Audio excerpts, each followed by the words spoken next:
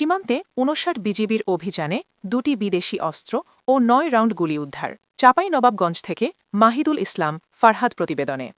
আসন্ন ত্রয়োদশ জাতীয় সংসদ নির্বাচন উপলক্ষে দেশের আইন শৃঙ্খলা পরিস্থিতিকে অস্থিতিশীল করার লক্ষ্যে দুষ্কৃতকারী বা সন্ত্রাসী কর্তৃক সীমান্ত দিয়ে অস্ত্র, গোলাবারুদ ও বিস্ফোরক চোরাচালানের সম্ভাবনা থাকায় বিজিবি মহাপরিচালক মহোদয় চোরাচালান বন্ধে জোর নির্দেশনা দেন। মহাপরিচালকের নির্দেশনার আলোকে মহানন্দা ব্যাটালিয়ন ৫৯ বিজিবি সীমান্তের দায়িত্বপূর্ণ এলাকায় কঠোর নজরদারি ও গোয়েন্দা তৎপরতা বৃদ্ধি করেছে।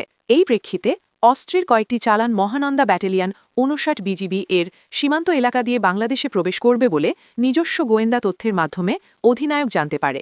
সেই লক্ষ্যে বিগত ২ মাস যাবৎ এই ব্যাটালিয়নের দায়িত্বপূর্ণ ৭৫ কিলোমিটার সীমান্ত এলাকায় নিজস্ব গোয়েন্দা টহল তৎপরতা সহ কঠোর নজরদারি বৃদ্ধি করা হয়েছে। সেই প্রেক্ষিতে মহানন্দা ব্যাটালিয়ন ৫৯ বিজিবি এর দিক নির্দেশনায় গতকাল ৮ই জানুয়ারি আনুমানিক রাত ৯টা ৪০ ঘটিকায় অধীনস্থ আজমতপুর বিওপির একটি চৌকস টহল দল সীমান্ত পিলার ১৮২/৩S হতে আনুমানিক ৪০০ গজ বাংলাদেশের অভ্যন্তরে আমবাগানে বিশেষ অভিযান পরিচালনা করে।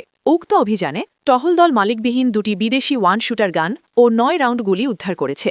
বিজিবি সূত্র জানায়, গোপন সংবাদের ভিত্তিতে আজমতপুর সীমান্ত এলাকায় অভিযান পরিচালনা করে এসব অস্ত্র ও গোলাবারুদ উদ্ধার করা হয়। তবে এ ঘটনায় কাউকে আটক করা সম্ভব হয়নি। এ বিষয়ে মহানন্দা ব্যাটালিয়ন ৫৯ বিজিবি এর অধিনায়ক লেফটেন্যান্ট কর্নেল গোলাম কিবরিয়া বিজিবিএম বিজিওএম বিষয়টির সত্যতা নিশ্চিত করে বলেন। তিনি আরও এই ব্যাটালিয়ন গত ৬ মাসে ৬টি বিদেশি পিস্তল বা ওয়ান শুটার গান, ১২ রাউন্ড গুলি এবং ২টি ম্যাগাজিন উদ্ধার করেছে। উল্লেখ্য যে মহানন্দা ব্যাটালিয়ন ৫৯ বিজিবি গত ৩ বছরে সীমান্তবর্তী দায়িত্বপূর্ণ এলাকায় অভিযান চালিয়ে ১৫ জন আসামি সহ ৩৩টি বিদেশি পিস্তল, ৩৯৮ রাউন্ড গুলি এবং ৪১টি ম্যাগাজিন আটক করেছে।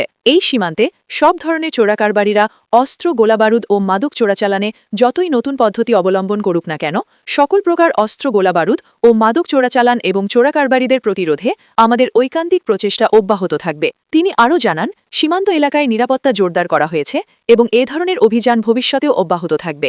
মহানন্দা ব্যাটালিয়ন ৫৯ বিজিবি চোরাচালানের বিরুদ্ধে জিরো টলারেন্স ঘোষণা করেন। পরে উদ্ধারকৃত অস্ত্র ও গোলাবারুদ পরবর্তী আইনানুগ ব্যবস্থা গ্রহণের জন্য সংশ্লিষ্ট কর্তৃপক্ষের কাছে হস্তান্তরের প্রক্রিয়া চলছে।